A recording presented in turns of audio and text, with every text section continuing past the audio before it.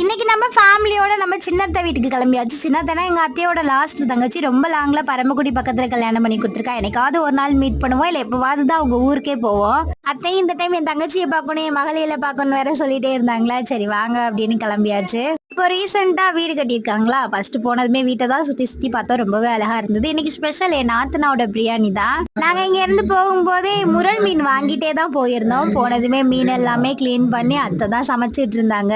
நம்ம அப்படியே வெயிலுக்கு ஒரு ஐஸ் ஒன்று வாங்கி சாப்பிடலான்னு பார்த்தா முன்ன மாதிரி எந்த ஐஸுமே டேஸ்டாவே இல்லை. சரியான உப்பு, வாங்குறதுக்கு சும்மாவே இருந்திருக்கலாம் அப்படின்னு அத்தை ஒன் சைடு முரல் மீன் அப்படியே மொறுமொறுன்னு பொரிச்சிட்டு இருந்தாங்க. 1 kg வாங்கி 1/2 kg டேஸ்ட் பாக்குறதே முடிஞ்சிருச்சு. அப்புறம் நாத்தனா கொஞ்சம் பூ வாங்கிட்டு வந்திருந்தா, அதையும் கட்டி கொடுத்துட்டு இருந்தோம். அப்புறம் நாத்தனாவோட special mutton biryani, mutton soup, அப்புறம் சிக்கன் கிரேவி, அப்புறம் நாட்டுக்கோழி மீன் பொரியல் அப்படின்னு நல்லாவே சாப்பிட்டாச்சு எல்லாரும் சேர்ந்து. எல்லாமே முடிச்சுட்டு அடுத்து வந்து நம்ம அடுத்த அத்தை வீட்டுக்கு தான் போறோம். நெக்ஸ்ட் வீடியோல பார்க்கலாமா? பாய் பாய்.